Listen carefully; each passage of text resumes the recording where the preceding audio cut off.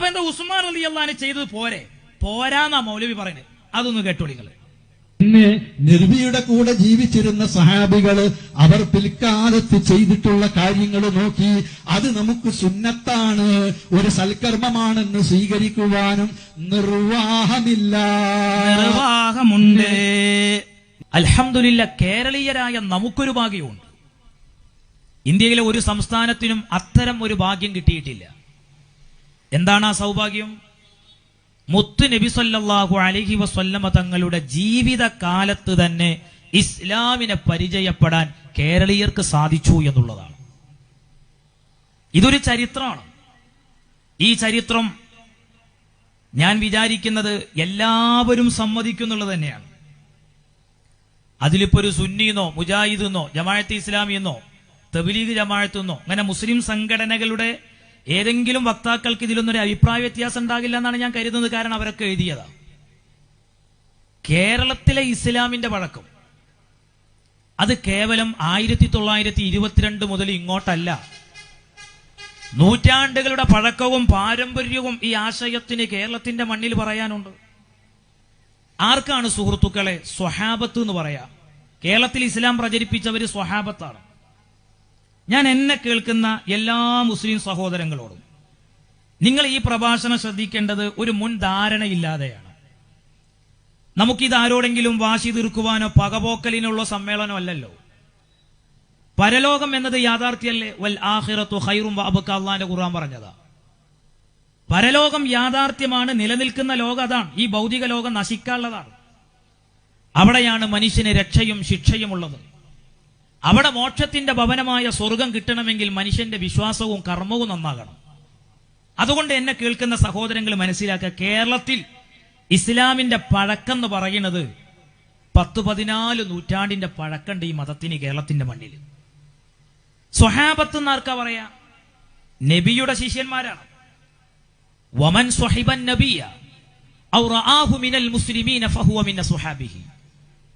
നബിയോടൊത്ത് സഹവസിച്ചവർ, നബിയിൽ നിന്ന് ദീനു പഠിച്ചവർ, നബിയിൽ നിന്ന് ഇബാദത്തും പ്രാർത്ഥനയും ആദരവും തൗഹീദും ശിർക്കും ദുആയും ഒക്കെ കൃത്യമായി മനസ്സിലാക്കിയവർ, അവർക്കാണ് സത്യത്തിൽ സ്വഹാബത്ത് എന്ന് പറയാം. ആ സ്വഹാബത്തിന്റെ നേതൃത്വത്തിലാണ് കേരളത്തിൽ ഇസ്ലാം പ്രചരിച്ചിട്ടുള്ളത്. അൽഹംദുലില്ലാഹ്, ആ സ്വഹാബത്തിനെ പിൻപറ്റി ജീവിക്കുകയാണ് മുസ്ലിമീങ്ങളായ നമ്മുടെ ബാധ്യത. എന്നാൽ സത്യത്തിൽ ആ സ്വഹാബത്തിനെ പിൻപറ്റി ജീവിക്കുന്നവരാരാ? എല്ലാ കക്ഷികളും എന്തു പറയും? ഇപ്പൊ സുന്നികളായ നമ്മൾ പറയും നമ്മളാണ് ആ റൂട്ടിലുള്ളതെന്ന് പറയും. സ്വാഭാവികമായും ഈ ആദർശത്തെ അംഗീകരിക്കാത്ത യഥാർത്ഥ തൗഹീദിന്റെ വക്താക്കളാണെന്ന് അവകാശപ്പെട്ടുകൊണ്ടിരിക്കുന്ന ബിദഈ ആശയത്തിന്റെ ആളുകൾ അവര് വ്യത്യസ്ത വിഭാഗങ്ങളാണ്. അവരോരോരുത്തരും പറയും ഞങ്ങളാണ് അതിന്റെ ആളുകൾ, ഞങ്ങളാണ് അതിന്റെ ആളുകൾ എന്ന് പറയും. ഒരു സാധാരണക്കാരന് സ്വഹാബത്ത് പഠിപ്പിച്ച ആദർശത്തിൽ ആരാണ് ഇന്ന് കേരളത്തിൽ പ്രവർത്തിക്കുന്നതെന്ന് മനസ്സിലാക്കാൻ ഇമാം റാസിയുടെ തഫ്സീറൊന്നും വായിക്കേണ്ട ഒരു ആവശ്യമൊന്നുമില്ല. ഇമാം ബുഖാരിയുടെ സ്വഹീഹുൽ ബുഖാരി വായിക്കേണ്ട കാര്യമില്ല. അല്ലാഹു തആല നമുക്ക് തന്നിട്ടുള്ള എളിയ ലളിത ബുദ്ധി ഉപയോഗിച്ച് തന്നെ അത് നമുക്ക് ആ സത്യത്തിന്റെ വഴി സ്വഹാബത്തിന്റെ റൂട്ട് മനസ്സിലാക്കാൻ സാധിക്കും. ഞാൻ ചോദിക്കട്ടെ, സ്വഹാബത്ത് കേരളത്തിൽ വന്ന് പള്ളികൾ ഉണ്ടാക്കി. ഇന്ത്യയിലെ ആദ്യത്തെ പള്ളി ഏതാ? ഇന്ത്യയിലെ ആദ്യത്തെ പള്ളിയുള്ളത് തൃശ്ശൂർ ജില്ലയിലെ കൊടുങ്ങല്ലൂരിലെ ചേരമാൻ മസ്ജിദ് എന്ന് പറയുന്ന പള്ളിയാണ്. ആ പള്ളിയാണ് ഇന്ത്യയിലെ ഫസ്റ്റ് മോസ്ക് എന്ന് പറയുന്ന പള്ളി എന്നാണ് മഹത്തായ മാപ്പിള സാഹിത്യ പാരമ്പര്യം എന്ന് പറയുന്ന പുസ്തകത്തിൽ കെ കരീമും CN അഹമ്മദ് മൗലവിയും കൂടി എഴുതിയ പുസ്തകത്തിലും പറയുന്നത്. ആ പള്ളിയിൽ നോക്കൂ നിങ്ങൾ, ഇന്ന് ശനിയാഴ്ചയാണ്, ഇന്നലെ വെള്ളിയാഴ്ചയാണ്. ഇന്നലത്തെ വെള്ളിയാഴ്ചയിലും ആ പള്ളി ഉൾപ്പെടെ സ്വഹാബത്ത് നിർമ്മിച്ച എല്ലാ പള്ളികളിലും അറബിയിലാണ് ഖുത്ബ ഓതിയത്. ആ പള്ളികളിലൊന്നും പെണ്ണുങ്ങൾ ജുമാഅക്കോ ജമാഅത്തിനോ പോകാറില്ല, പോയിട്ടുമില്ല. നിസ്കരിച്ചതിന് ശേഷം മഅ്മൂമീങ്ങൾ വേഗം സ്ഥലം വിടണ സ്വഭാവമല്ല, ഇമാം അവിടെ ഇരുന്ന് ദിക്റ് ദുആഇന് നേതൃത്വം കൊടുക്കുകയാണ്. ഈ ആചാരങ്ങളും രീതികളും ഇന്ന് നമുക്ക് കാണുക ആരുടെ പള്ളികളിലാ? അഹ്ലുസുന്നയുടെ ആശയത്തിന്റെ ആളുകളുടെ പള്ളികളിലല്ലേ? പക്ഷെ സ്വഹാബത്തിന്റെ പാത പിൻപറ്റി ജീവിക്കുന്നവരാണ് സലഫികൾ എന്ന് പറയുന്നത്. പറയേണ്ടത് അങ്ങനെയാണ്. പക്ഷെ നമ്മുടെ നാടുകളിൽ സലഫികൾ എന്ന പേരിൽ അറിയപ്പെടുന്നവർ ചിലപ്പോഴൊക്കെ വൈരുദ്ധ്യം കൊണ്ട് പേര് വെക്കുമല്ലോ. സലഫികൾ എന്ന് പറഞ്ഞാൽ ആർക്കാ സലഫികൾ എന്ന് പറയാ? നമ്മൾ ശരിക്കും പഠിക്കണം. ഇവിടെ വലിയൊരു ചരിത്രത്തിൽ കാണിച്ച ഒരു കൊലച്ചതിയാണിത്. സലഫ് എന്ന് പറഞ്ഞാൽ വൽ മുറാദു ബി സലഫിയ സ്വഹാബ എന്ന അയിമത്ത് പഠിപ്പിച്ചത്. സ്വഹാബത്തിനെ പിൻപറ്റി ജീവിക്കുന്നവർക്ക് പറയേണ്ട പേരാണ് സലഫികൾ എന്ന്. ഈ സലഫികൾ എന്നതുകൊണ്ട് ഉദ്ദേശിക്കുന്നത് ആരാണ്? ഇവരെന്നെ അല്ലേ ആണെന്ന് മൗലവി തന്നെ പറയുന്നുണ്ട്. ആദ്യം അതൊന്ന് കേൾക്കി, എന്നിട്ട് ആ വഴിയിലുള്ളത് ആരാന്ന് വഴിയെ ഞാൻ പറയാം ഇൻഷാ അല്ലാഹ്. എന്താണ് സലഫികൾ? ഒരു മുസ്ലിം ഈ പ്രസംഗം മുസ്ലിയാരങ്ങാടി കേൾക്കണ്ടോ എങ്കിൽ അവരറിയണം. ഒരു പോലീസുകാരങ്ങൾ കണ്ടോ? സലഫികൾ എന്ന് പറഞ്ഞാൽ അറിയുക നിങ്ങൾ, സഹാബത്തിനെയാണ് ഞങ്ങൾ ഉദ്ദേശിക്കുന്നത്, താബികളെയാണ് ഞങ്ങൾ ഉദ്ദേശിക്കുന്നത്, സഹാബത്തിനെ പിന്തുടരുന്നവരെയാണ് ഞങ്ങൾ ഉദ്ദേശിക്കുന്നത്. ആ ഖൈറുൻ നാസി ഖർനി സുമ്മല്ലദീന യലൂനഹും സുമ്മല്ലദീന യലൂനഹും. അല്ലാഹുവിന്റെ റസൂല് ഉത്തമ നൂറ്റാണ്ടെന്ന് വിശേഷിപ്പിച്ചവരവരാണ്. സ്വഹാബത്ത്, പിൽക്കാലത്തുള്ളവർ. ശരി, ആ സ്വഹാബത്തിനെയാണ് കേരളത്തിലെ ബിദ്അത്തുകാര് സലഫ് എന്നതുകൊണ്ട് ഉദ്ദേശിക്കുന്നത്. ഇനി സ്വഹാബത്ത് പഠിപ്പിച്ച ആദർശത്തിൽ കേരളത്തിൽ ആരാ ഉള്ളത്? മുജാഹിദ് പ്രസ്ഥാനത്തിന്റെ ആളുകൾ പറയുന്നത് അവരാണെന്നാണ്. അവര് മാത്രമേ ഉള്ളൂ എന്നാണ് അവകാശവാദം. അതും കൂടി ഒന്ന് കേട്ടോളി. അള്ളാഹുവിന്റെ റസൂല് പഠിപ്പിച്ചതെന്തോ അതാണ് സഹാബികൾ മനസ്സിലാക്കി. സഹാബികൾ മനസ്സിലാക്കിയതെന്തോ അത് മനസ്സിലാക്കിയത് മുജാഹിദ് പ്രസ്ഥാനം മാത്രമാണ്. നിങ്ങൾ വർഗീയവാദി എന്ന് വിളിച്ചാലും വേണ്ടിയില്ല, പച്ചവാദി എന്ന് വിളിച്ചാലും വേണ്ടിയില്ല, മുഴുപ്രാന്തൻ എന്ന് വിളിച്ചാലും വേണ്ടിയില്ല. ലോകത്ത് അള്ളാന്റെ ദീനിനെ യഥോചിതം മനസ്സിലാക്കിയ ഏക പ്രസ്ഥാനം സലഫി പ്രസ്ഥാനം മാത്രമാണ്. ബാക്കിയുള്ള പ്രസ്ഥാനങ്ങൾക്കൊക്കെയും എന്തുണ്ട്? വികലാംഗത ഉണ്ട്. അവരൊക്കെ വികലാംഗരാണ്, മതത്തിന്റെ വികലാംഗരാണ് അവരൊക്കെ. ഒരുപാട് തകരാറുകളുണ്ട് എന്നർത്ഥം. കേട്ടല്ലെങ്കിൽ നബിയിൽ നിന്ന് ഇസ്ലാം സ്വഹാബത്ത് മനസ്സിലാക്കി. ആ സ്വഹാബത്ത് പഠിപ്പിച്ച ഇസ്ലാം മുജാഹിദും മനസ്സിലാക്കി. അവര് മാത്രമാണ് സ്വഹാബത്ത് പഠിപ്പിച്ച ആദർശത്തിലുള്ളത്. കൃത്യമാണല്ലോ കാര്യം പറഞ്ഞത്. എങ്കിൽ ഞാൻ ചോദിക്കട്ടെ, സത്യത്തിൽ കേരളത്തിലെ സലഫികൾ എവിടെയാണ് അവർക്ക് സ്വഹാബത്തിന്റെ പാരമ്പര്യം? സ്വഹാബത്തിന്റെ പാരമ്പര്യം എവിടെ? അത്തരം പ്രസ്ഥാനങ്ങളിൽ പെട്ടുപോയവര് നെഞ്ചത്തൊന്ന് കൈവച്ചുകൊണ്ട് ചിന്തിക്കുക. നിസ്കരിക്കുമ്പോഴല്ല നെഞ്ചത്ത് കൈവെക്കേണ്ടത്, നെഞ്ചിന്റെ താഴെയാണ്. ആലോചിക്കുന്നേരം നെഞ്ചത്തൊന്ന് കൈവച്ചുകൊണ്ട് ചിന്തിക്കുക. ഞാൻ ചോദിക്കട്ടെ, സ്വഹാബത്ത് പഠിപ്പിച്ച ആദർശത്തിലാണുള്ളതെങ്കിൽ സ്വഹാബത്ത് പഠിപ്പിച്ചത് അറബിയിലുള്ള ഖുതുബയാണ്. സ്വഹാബത്ത് പഠിപ്പിച്ചത് ജുമഅക്ക് 2 ബാങ്കാണ്. സ്വഹാബത്ത് പഠിപ്പിച്ച ജുമഅ ജമാഅത്തുകളിൽ സ്ത്രീ സാന്നിധ്യമല്ല പരപുരുഷന്മാരോടൊത്ത്. എവിടെയാ സലഫി പള്ളികളിൽ ഈ സ്വഹാബത്തിന്റെ പാരമ്പര്യം? ഇനി മാത്രമല്ല, സ്വഹാബത്ത് നമുക്കൊരു പ്രശ്നമേ അല്ല എന്ന് പറഞ്ഞവരാണ് സലഫികൾ എന്ന പേരിൽ അറിയപ്പെടുന്നത്. അതാണ് വലിയ വിരോധാഭാസം. MT അബ്ദുറഹ്മാൻ മൗലവി വാഴക്കാട് എന്ന് പറയുന്ന ഒരു മനുഷ്യനുണ്ട്. അയാൾ മരിച്ചുപോയി. അദ്ദേഹത്തിന്റെ പുസ്തകമുണ്ട്, നശിക്കാതെ നിലനിൽക്കുന്നുണ്ട്. പുസ്തകത്തിന്റെ പേരെന്താണെന്നറിയോ? ഒന്ന് കേട്ടോളൂ, പഠിച്ചോളൂ. ജുമഅ ഖുതുബ മദ്ഹബുകളിൽ എന്നാ. ആ പുസ്തകം മലയാളത്തിലുള്ളതാണ്. അതിന്റെ 84-ാമത്തെ പേജ് ഞാൻ സ്ക്രീനിൽ ഒന്ന് കൊണ്ടുവരാം. ആ പുസ്തകം, അതിനുവേണ്ടിയാ നമുക്ക് ഈ LCD ഒക്കെ. കാരണം ഇതൊന്നും ഇല്ലാത്തത് പറയാന്ന് തോന്നരുത്. ആ പുസ്തകം ഒരാവർത്തി വായിച്ചാൽ ഞെട്ടിപ്പോവും. 84-ാം പേജിൽ MT അബ്ദുറഹ്മാൻ മൗലവി പറയുന്നത് എന്താണെന്നറിയോ? ചിന്തിക്കുന്ന ആർക്കും സ്വഹാബത്ത് അറബി അറിയാത്തവരുടെ അറബിയിൽ ഖുതുബ ഓതി എന്ന് സമ്മതിക്കാൻ നിർവാഹമില്ല. പറയുന്നവർ തെളിവ് ഹാജരാക്കണം. ഇനി തെളിഞ്ഞാൽ തന്നെ എന്നെ കേൾക്കുന്ന ഈ പ്രദേശത്ത് നിഷ്പക്ഷമായി ചിന്തിക്കുമെന്ന് കാണണം. സ്വഹാബത്തിനെ കുറിച്ച് മൗലവി എഴുതുകയാണ്. കേരളത്തിൽ സ്വഹാബത്ത് അറബിയിൽ ഖുതുബ ഓതി എന്ന് സമ്മതിക്കാൻ നിർവാഹമില്ല. അത് ബഡായിയാണ്. കാരണം 1926 അൽ-ഇർഷാദിൽ KM മൗലവി പറയുന്നുണ്ട് കേരളത്തിൽ സ്വഹാബത്ത് അറബിയിലാ ഖുതുബ ഓതിയത്. അത് അറബിയിലാണെന്ന് തിരിയാത്തത് പ്രശ്നമുണ്ടെങ്കിൽ ഞാൻ മറ്റൊരു പുസ്തകത്തിന്റെ പേര് പറഞ്ഞുതരാം. ജുമുഅ ഖുതുബ എന്ന KM മൗലവിയുടെ പുസ്തകം 23-ാം പേജ്. അതിൽ വളരെ വ്യക്തമായി പറയുന്നുണ്ട്. നോക്കൂ, ഇദ്ദേഹം പറയുന്നത് ഇനി തെളിഞ്ഞാൽ തന്നെ കേരളത്തിൽ ഇപ്പൊ അങ്ങനെ സ്വഹാബത്ത് അറബിയിൽ തന്നെയാണ് ഖുതുബ ഓതിയത് എന്ന് തെളിഞ്ഞാൽ എന്താ പ്രശ്നം? മൗലവി പറയാ, ഇനി തെളിഞ്ഞാൽ തന്നെ കേരളത്തിലെ മുസ്ലിയാക്കൾ ചെയ്യുന്നത് ദീനിൽ തെളിവല്ലാത്തതുപോലെ നമുക്കത് തെളിവല്ല. ആര്? സ്വഹാബത്ത്.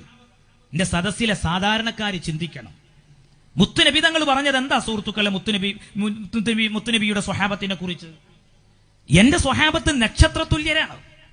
അവരിൽ ആരെ നിങ്ങൾ പിന്തുടർന്നാലും നിങ്ങൾ നേർവഴി പ്രാപിക്കുമെന്നല്ലേ പ്രവാചകൻ പഠിപ്പിച്ചത്? ആ മുത്തുനബിയുടെ അരുമ ശിഷ്യന്മാരായ സ്വഹാബത്ത് കേരളത്തിലെ സമസ്ത മുസ്ലിയാക്കന്മാരെ പോലെയാണെന്ന് പറഞ്ഞ് സ്വഹാബത്തിനെ അവഗണിക്കുകയും നിന്ദിക്കുകയും പരിഹസിക്കുകയും ചെയ്തവർ എന്തിന്റെ പേരിലാ സലഫികൾ എന്ന പേരിൽ അറിയപ്പെടുന്നത്? ആ സലഫികൾ എന്ന ഈ പേര് ഈ പ്രസ്ഥാനം സ്വീകരിച്ചിട്ട് എത്ര നാളായി കാണും? ചരിത്രത്തിൽ ഏതെങ്കിലും ഒരു ചരിത്രത്തിൽ ഈ ഇബ്നു അബ്ദുൽ വഹാബിന്റെ പ്രസ്ഥാനം സലഫിസം എന്ന പേരിൽ അറിയപ്പെട്ടത് ഒരു ചരിത്ര ഗ്രന്ഥത്തിലും കാണില്ല. അപ്പോൾ ഇത് വലിയ ഒരു വൈരുദ്ധ്യമാണ്. ഇനി മാത്രമല്ല, സ്വഹാബത്ത് പഠിപ്പിച്ചിട്ടുള്ള തൗഹീദല്ല ഈ കക്ഷികൾ ഇന്ന് സമൂഹത്തിൽ പറയുന്നത് എന്ന് ഞാൻ വളരെ വ്യക്തമായി നിങ്ങളെ കാണിച്ചുതരാം. അതിന് മുമ്പ് ഞാനൊരു കാര്യം പറഞ്ഞുതരാം. ഒരു മൗലവി പറയാം, ഇതൊക്കെ ജനങ്ങളൊന്ന് പഠിക്കണം, അറിയണം. ഈ മൗലവിമാരുടെ വിവരക്കേട് എന്താണെന്ന് പഠിക്കണം. ഒരു മൗലവി പറയാം, ആരാ മൗലവി? ദീർഘകാല തബ്ലീഗ് ജമാഅത്ത് എന്ന് പറയുന്ന പുത്തൻ പ്രസ്ഥാനത്തില് ഭാഗമായി പ്രവർത്തിച്ച് പിന്നെ മുജാഹിദ് സ്റ്റേജിലെത്തിയ മൗലവിയാണ്. സത്യത്തിൽ തബ്ലീഗ് ജമാഅത്ത് തെറ്റിദ്ധരിക്കപ്പെട്ട ഒരു പ്രസ്ഥാനമാണ്. നമ്മുടെ ഈ പ്രദേശത്തൊന്നും ഇല്ലാത്തതുകൊണ്ട് ഞാൻ പരാമർശിക്കേണ്ട കാര്യമല്ല. മുഹമ്മദ് ഇല്യാസ് എന്ന് പറയുന്ന ഒരു വ്യക്തി ഉണ്ടാക്കിയ സംഘടനയാണത്. ആ സംഘടന തികഞ്ഞ വഹാബിസാണ്. അവരുടെ മലയാളത്തിലുള്ള ഒരു പുസ്തകം ഇപ്പോൾ ആർക്കും ലഭ്യമാണ്, കാശ് കൊടുത്ത് എല്ലാവരും വാങ്ങിക്കേണ്ട. ദേവബന്ധു പണ്ഡിതർ നവോത്ഥാന ശില്പികൾ എന്നാണ് ആ പുസ്തകത്തിന്റെ പേരിൽ. ആ പുസ്തകത്തിന്റെ പേജുകളിൽ പറയുന്നത് യാ റസൂലല്ലാഹ് എന്ന് വിളിച്ചോ മുശ്രിക്കാതാ, മൗലിദ് ഓതാൻ പാടില്ല, നബിദിനെ ആഘോഷിക്കാൻ പാടില്ല, മക്ബറയിൽ പോയി മഹത്തുക്കളെ തവസ്സുലാക്കി ദുആ ചെയ്യാൻ പാടില്ല, അള്ളാഹുവിന്റെ അമ്പിയാക്കൾ ഔലിയാക്കളോട് ഇസ്തിഗാസ നടത്താൻ പാടില്ല. തബ്ലീഗ് ജമാഅത്തും വഹാബിസവും എന്ത് വ്യത്യാസമാണുള്ളത്? എന്ത് വ്യത്യാസമാണുള്ളത്? ആ തബ്ലീഗ് ജമാഅത്തിൽ നിന്ന് മുജാഹിദ് സ്റ്റേജിലെത്തി ഇന്ന് മുജാഹിദുകൾക്ക് ആശയം പ്രസംഗിച്ചു കൊടുക്കുന്ന മൗലവി പറയാണ് 100 കൊല്ലത്ര കേരളത്തിൽ തൗഹീദ് എത്തിയിട്ടായിട്ടുള്ളൂ. നിങ്ങളൊന്ന് ആലോചിച്ച് നോക്കിയ ആ വാക്കിന്റെ ഒരു അപകടം. എന്നെ കേൾക്കുന്നവരെ, എന്നെ ശ്രദ്ധിക്കുന്നവരെ, മുത്തുനബിയുടെ ജീവിതകാലത്ത് അവിടുത്തെ അരുമ ശിഷ്യന്മാര് തൗഹീദിന്റെ ശബ്ദവുമായി കേരളത്തിലെത്തി. തൗഹീദ് എന്താന്ന് പഠിപ്പിച്ചെന്നു മൗലവി പറയാ. 100 കൊല്ലമായിട്ടുള്ളൂ കേരളത്തിൽ തൗഹീദ് എത്തിയിട്ട്. അതൊന്ന് കേട്ടോളിങ്ങൾ. ഭൂലോകത്ത് തൗഹീദ് മനസ്സിലാക്കാൻ ഇത്രയും പ്രയാസമുള്ള രാജ്യം വേറെയില്ല.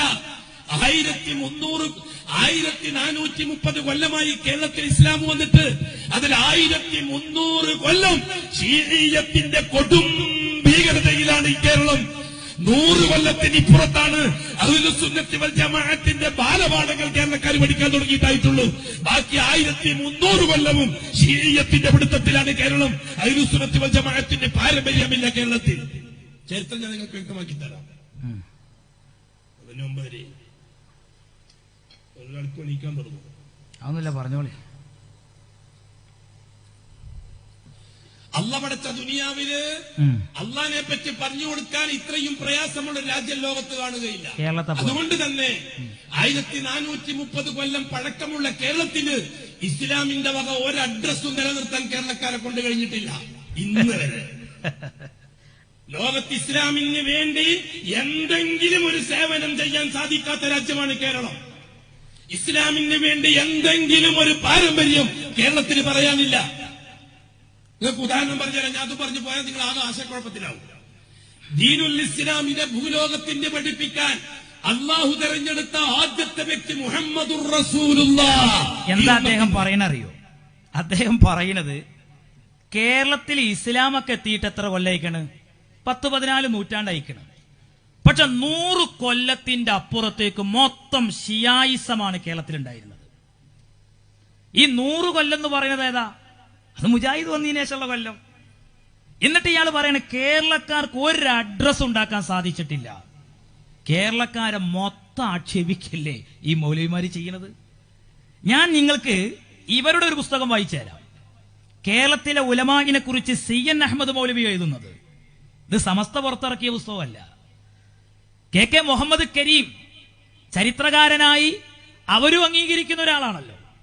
അദ്ദേഹം എഴുതിയ ഈ പുസ്തകത്തിന്റെ 27-ാം പേജ്, മഹത്തായ മാപ്പിള സാഹിത്യ പാരമ്പര്യം, ഇതിൽ എഴുതുകയാണ്, 4 വരി അറബി വ്യാകരണ തെറ്റുകൂടാതെ വായിക്കാൻ കേരളത്തിലെ പണ്ഡിതന്മാർക്കല്ലാതെ മറ്റാർക്കും കഴിയുകയില്ലെന്ന് ദീർഘകാലത്തെ പലതരം അനുഭവങ്ങളിൽ നിന്നും ഞാൻ സൂക്ഷ്മമായി മനസ്സിലാക്കിയിട്ടുണ്ട്. ഇനി ഇതിൽ പറയുന്നുണ്ട് 300 കൊല്ലം മുമ്പ് രചിച്ച ഒരു പുസ്തകത്തെ കുറിച്ച് പറയുന്നുണ്ട്. സമയമില്ലാത്തതുകൊണ്ടാണ് ഞാനത് ഇങ്ങനെ ഓരോന്നിടത്ത് വായിക്കാത്ത. 300 കൊല്ലം മുമ്പ് കേരളത്തിലെ ഒരു മതപണ്ഡിതൻ എഴുതിയ പുസ്തകം. അതിന് മുജാഹിദീങ്ങൾ എന്തെങ്കിലും ഒന്ന് വായിക്കണ്ടേ? എന്നാലല്ലേ ഇതൊക്കെ ഒന്ന് അറിയുള്ളൂ. സുഹൃത്തുക്കളെ, ഈ പുസ്തകത്തിൽ എന്താ പറയുന്നത്? നിസ്കാര, ഹജ്ജ്, നോമ്പ്, ഉംറ പോലെയുള്ള ഇസ്ലാമിലെ ആരാധനാപരമായ കാര്യങ്ങളല്ല ഇതിലെ പരാമർശ വിഷയം. പിന്നെ എന്താണ് ആ മതപണ്ഡിതൻ എഴുതിയ ഈ പുസ്തകത്തിലുള്ളത്? 500 വീതം പേജാണ്, 12 വാള്യാണ്. 12 വാള്യം, ഒറ്റ വാള്യത്തിൽ 500 പേജ്. എന്താണ് ഇതിൽ പറയുന്ന അറിയങ്ങള്? ഈ പുസ്തകം 1678 മുതൽ 1703 വരെയുള്ള 25 കൊല്ലക്കാലം കൊണ്ടാണ് ഹോളണ്ടിന്റെ തലസ്ഥാനമായ ആംസ്റ്റർഡാമിൽ കൊണ്ടുപോയി അച്ചടിച്ച് പ്രസിദ്ധീകരിച്ചത്. ഈ പുസ്തകത്തിൽ പറയുന്നത് കേരളത്തിലെ വനങ്ങളിലെ വൃക്ഷലതാദികൾ, ആ വൃക്ഷങ്ങളുടെ പേര് അറബി, മലയാളം, ലത്തീൻ മുതലായി 4 ഭാഷകളിൽ പരിചയപ്പെടുത്തുകയാണ് ഈ പുസ്തകം. ഈ പുസ്തകത്തിന്റെ പേരെന്താണെന്നറിയോ? കാട്ടിലുള്ള മരല്ലേ, ആ മരത്തിന്റെ പേര് മാത്രം പറഞ്ഞു പോകല്ല, ആ മരത്തിൽ നിന്ന് ഉണ്ടാക്കാൻ പറ്റാവുന്ന മെഡിസിൻ. ഇതൊക്കെ ആരാ പറയുന്നത്? കേരളത്തിലെ പണ്ഡിതന്മാര്, മതപണ്ഡിതന്മാര്. എന്നിട്ട് സുബ്ഹാനല്ലാഹ്, ഈ പുസ്തകത്തിന്റെ പേരെന്താണെന്നറിയോ? ഹോർത്തൂസ് മലബാരിക്കൂസ് എന്നാ. അതിന്റെ ആശയം കേരള രാമം എന്നാണ് ആ വാക്കിന്റെ അർത്ഥം. കേരള രാമം, ഹോർത്തൂസ് മലബാരിക്കൂസ്. ഇങ്ങനെയൊക്കെ സേവനങ്ങൾ ചെയ്ത കേരളത്തിലെ പണ്ഡിതന്മാരെ നോക്കൂ, എത്ര ലാഘവത്തോടെയാണ് പുച്ഛിച്ചു തള്ളുന്നത്. 1922 ശേഷമാണ് ഈ കേരളത്തിൽ നവോത്ഥാന പ്രവർത്തനങ്ങൾ തുടങ്ങിയത് എന്ന് പറഞ്ഞാൽ ബുദ്ധിയുള്ള മനുഷ്യന്മാർ അംഗീകരിക്കോ? അതിനുശേഷമായ ഉണ്ടായ നവോത്ഥാനം എന്താന്ന് ഞാൻ വഴിയെ പറഞ്ഞുതരാം. ഇനി മാത്രമല്ല സുഹൃത്തുക്കളെ, സ്വഹാബത്തിനെ കുറിച്ച് പറയുന്ന ഒന്നുകൂടെ ഞാൻ കേൾപ്പിച്ചു തരാം. എന്താ പറയുന്നറിയോ? സ്വഹാബത്തിന്റെ വാക്കുകൾ, സ്വഹാബത്തിന്റെ നടപടികൾ, നബിയുടെ കാലശേഷം സ്വഹാബത്ത് വല്ലതും ചെയ്താൽ അതൊന്നും ഞമ്മക്ക് തെളിവൊന്നല്ല. നിങ്ങൾ ആലോചിച്ച് നോക്കി, സുന്നി പള്ളിയിൽ പോയ ജുമാക്ക് 2 ബാങ്ക്, വഹാബി മൗദൂദി പള്ളിയിൽ ജുമാക്ക് ഒറ്റ ബാങ്ക്. എന്താ ഒരു ബാങ്കിന്റെ കാരണം? അവര് പറയും നബിയുടെ കാലത്ത് ഒരു ബാങ്കേ ഉള്ളൂ. ശരിയാണ്. സിദ്ദീഖ് തങ്ങളുടെ കാലത്തും ജുമാക്ക് ഒരു ബാങ്കന്നെ ഉണ്ടായിട്ടുള്ളൂ. ഉമർ തങ്ങളുടെ കാലത്തും ജുമാക്ക് ഒരു ബാങ്കേ ഉണ്ടായിട്ടുള്ളൂ. പിന്നെ ആരാ ഈ 2ാം ബാങ്ക് കൊണ്ടുവന്നത്? ഇസ്ലാമിലെ 3ാം ഖലീഫയായ സയ്യിദുന ഉസ്മാൻ ഇബ്നു അഫ്ഫാൻ റളിയല്ലാഹു അൻഹു. ആ ബാങ്കിനെ കുറിച്ച് ബുഖാരിയിൽ പറയുന്നത് എന്താ? ഫസബത്തൽ അംറു അലാ ദാലിക്. ആ ബാങ്ക് പിന്നെ സ്ഥിരപ്പെട്ടു. അലിയാരി തങ്ങളുടെ കാലത്ത് ജുമഅക്ക് 2 ബാങ്ക്, ഇന്ന് മക്കത്ത് 2 ബാങ്ക്, മദീനത്ത് 2 ബാങ്ക്, കേരളത്തിലെ സുന്നികളല്ലാത്ത കക്ഷികളുടെ പള്ളികളിൽ ഒരൊറ്റ ബാങ്ക്. അപ്പൊ എന്താ ഉസ്മാൻ റളിയല്ലാഹു അൻഹു ചെയ്തത് പോരാന്നാ മൗലവി പറയുന്നത്. അതൊന്ന് കേട്ടോളിങ്ങള്. പിന്നെ നബിയുടെ കൂടെ ജീവിച്ചിരുന്ന സഹാബികള് അവർ പിൽക്കാലത്ത് ചെയ്തിട്ടുള്ള കാര്യങ്ങൾ നോക്കി അത് നമുക്ക് സുന്നത്താണ്, ഒരു സൽക്കർമ്മമാണെന്ന് സ്വീകരിക്കുവാനും നിർവാഹമില്ല. നിർവാഹമുണ്ട്. നബി പഠിപ്പിച്ച എന്താണെന്നറിയോ? മയ്യഇശു മിൻകും ബഅദി, നിങ്ങൾ എന്റെ കാലശേഷം ജീവിക്കുകയാണെങ്കിൽ ഫസറ ഇഖ്തിലാഫൻ കസീറ, അഭിപ്രായ ഭിന്നതകൾ മതത്തിൽ നിങ്ങൾക്ക് കാണാനാകും. എന്റെ കാലശേഷം നിങ്ങൾ ജീവിക്കുമ്പോ അഭിപ്രായ ഭിന്നതകൾ നിങ്ങൾക്ക് കാണാൻ സാധിക്കും. ആ സമയത്ത് അല്ലാഹുവിന്റെ റസൂല് ഉമ്മത്ത് വഴി തെറ്റിപ്പോകാതിരിക്കാൻ വേണ്ടി നിർദ്ദേശിച്ചത് 14 നൂറ്റാണ്ട് മുമ്പ് പറയുന്നത് ഫഅലൈക്കും ബിസുന്നതി വസുന്നതിൽ ഖുലഫാഇർ റാഷിദീനൽ മഹ്ദിയീൻ. നിങ്ങൾ എന്റെ ചര്യ മുറുകെ പിടിക്കണം. അവിടെ നബി സ്റ്റോപ്പ് ചെയ്തില്ല. എന്റെ ഖുലഫായിന്റെ ചര്യ മുറുകെ പിടിക്കണം. അതല്ലേ നമ്മൾ ജുമഅക്ക് 2 ബാങ്ക് കൊടുക്കുന്നത്? എത്ര ഉദാഹരണങ്ങൾ നമുക്ക് അങ്ങനെ പറയാൻ സാധിക്കും. അപ്പോൾ ഈ ഒരു കക്ഷി സ്വഹാബത്തിനെ അംഗീകരിക്കുന്നവരേ അല്ല, അവർക്ക് സ്വഹാബത്ത് ഒരു വിഷയവും അല്ല. പിന്നെ എങ്ങനെയാ ഇവർ ഇസ്ലാം മനസ്സിലാക്കുക? ആരിൽ നിന്ന് കിട്ടിയ ഇസ്ലാം അവർ പറയുന്നത്?